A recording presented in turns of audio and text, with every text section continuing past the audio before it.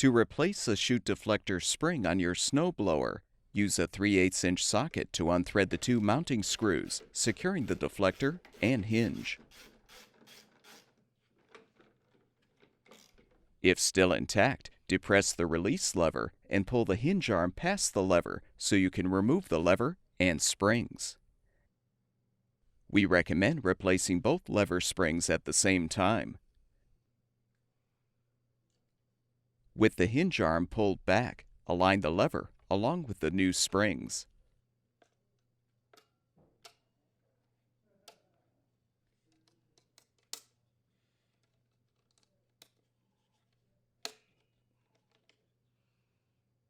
Confirm the deflector seal is aligned on the tabs.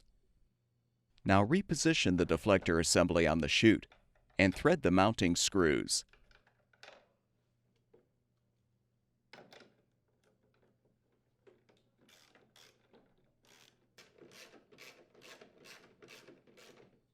Your snowblower should now be ready for use.